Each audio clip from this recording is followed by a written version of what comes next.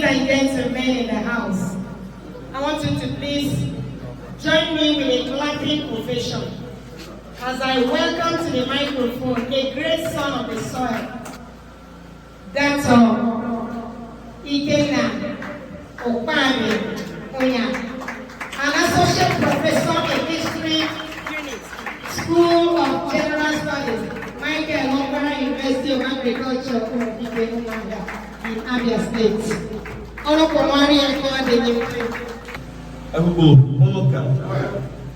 Ladies and gentlemen, I am standing here to present a special tribute in honor of Sir Raphael Okole, which is powered by ATWA Worldwide. Today, 23rd October 2025.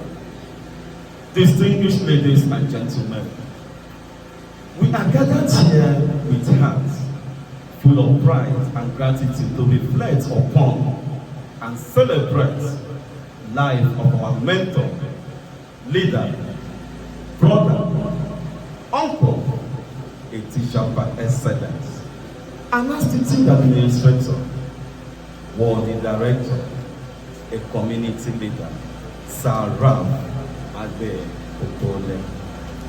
Today's gathering reminds us that great leaders, even in their person, inspire their followers not to grieve, but to rejoice in gratitude for a life well lived. As Apostle Paul once declared to Timothy, I have fought a good fight. I have finished my course. I have kept the faith. These words aptly capture the essence of Sir Raphael Okole's life and legacy. Let us now look at his formative years and the influences that shaped his later life. In tracing the life of great men, historians often look for the forces that shaped their character. In the case of Sir Raphael Okole, three significant influences stand out. That is, his cosmopolitan upbringing, his education, and his religious formation. Like the great Sikh of Africa, who was born in the multicultural town of Zungeru, Niger State, Sir Raphael Okole began life in Niger State town in Calago, a place that brought him into contact with people of diverse backgrounds, cultures, and faiths. These early interactions broadened his worldview and instilled in him a deep sense of human equality. To him, discrimination and clannishness were alien concepts. At St. Charles Primary School, Niger State in Calago, the young crowd encountered the school's motto, which says, faith, toil, and progress. These three words became the moral compass that guided his entire life. He learned that to relate meaningfully with people, one must have faith in humanity. And that faith without toil brings laziness. And that through hard work comes progress. He internalized these virtues deeply, excelling academically and morally. From St. Charles, the young Graf moved on to community secondary school, Ezulo, where his leadership qualities quickly became evident.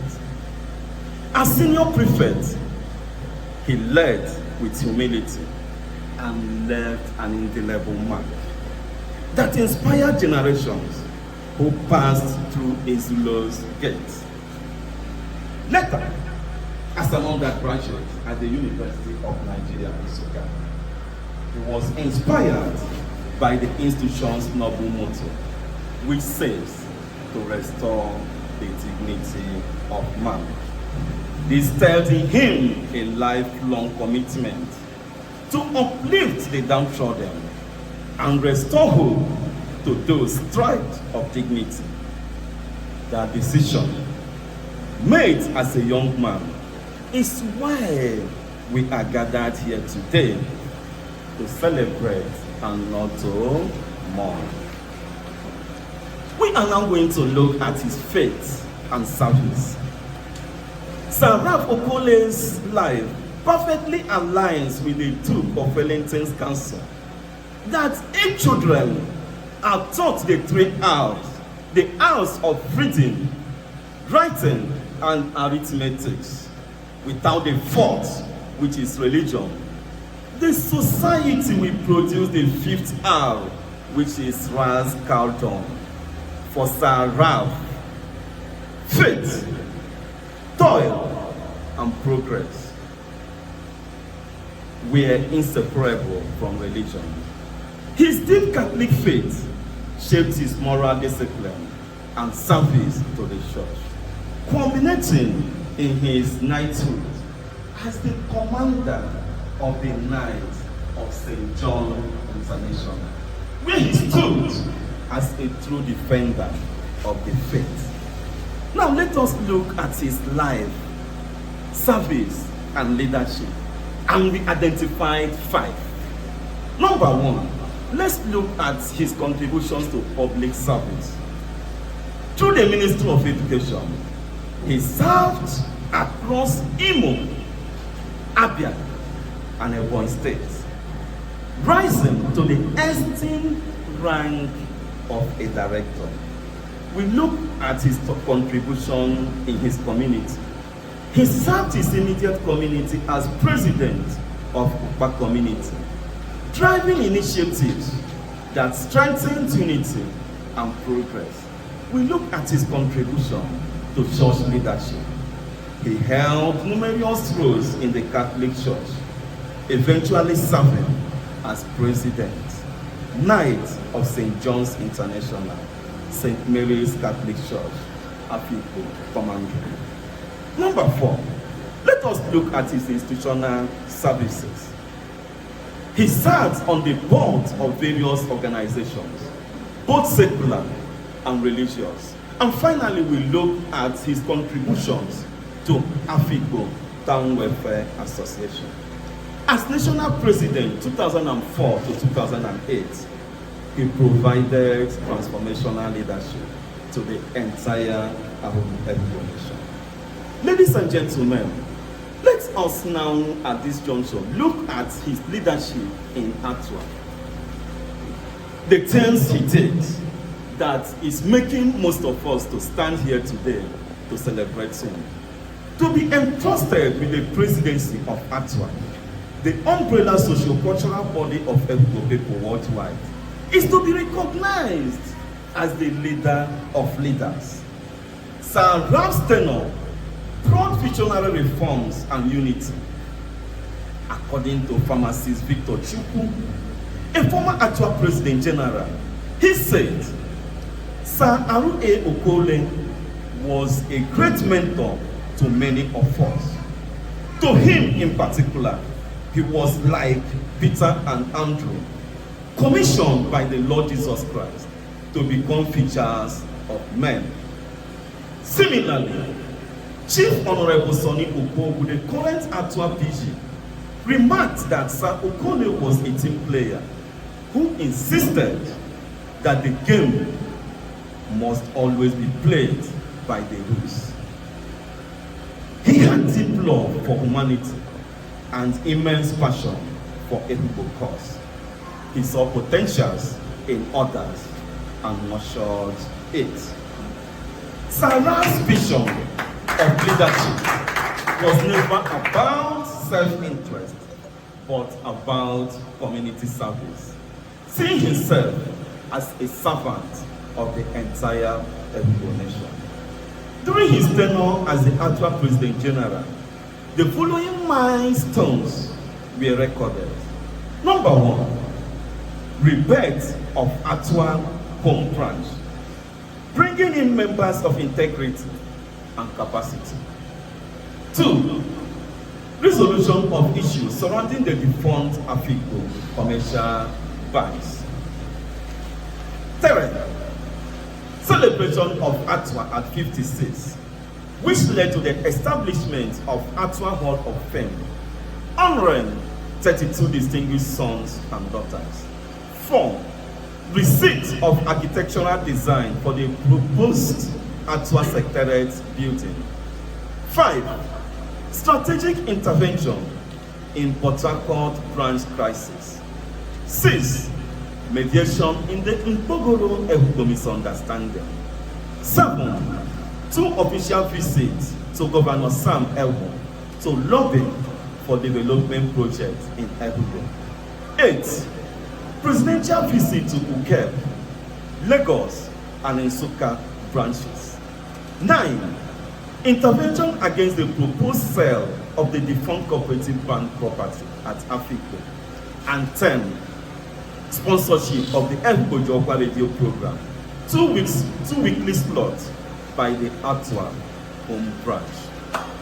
Reflecting on these fond memories, Ehugbo Hubonoka, reflecting on their fond memories, Chief Okole affectionately said, "Udude, we sorely miss your humor and gentle jokes at ATWA gatherings."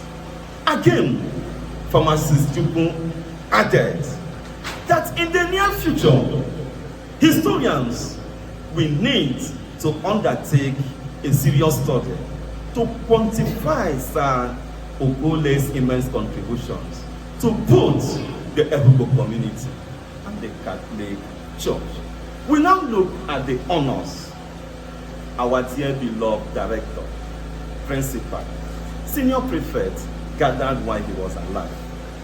From his modest beginning at St. Charles Primary School in Calago, Sir Raphael Agbii Okole rose through faith, hard work, and service to earn numerous honors, including 1, senior prefect, Community Secondary School, Ezulo. 2, Knight of St. John's International. 3, he became Chief Udude Udenka. 3, he merited and was honored as Onekara Ehugbo. He was also an ambassador of peace, the leader of leaders, and we call him Father. Let us conclude this special tribute. Ladies and gentlemen, today we celebrate not just a man, but a legacy, a life of purpose, discipline, and unwavering service to God and humanity. Sir Raphael Agbii Okole's footprints are boldly engraved in the sands of time.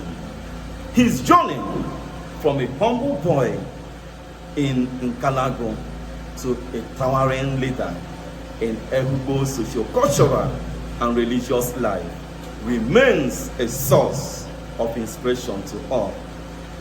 May his life continue to remind us that faith, toil, and progress remain the keys to human dignity and true leadership. Rest on, our beloved Udude. You fought the good fight. You finished your course. You kept the faith. Thank you so much.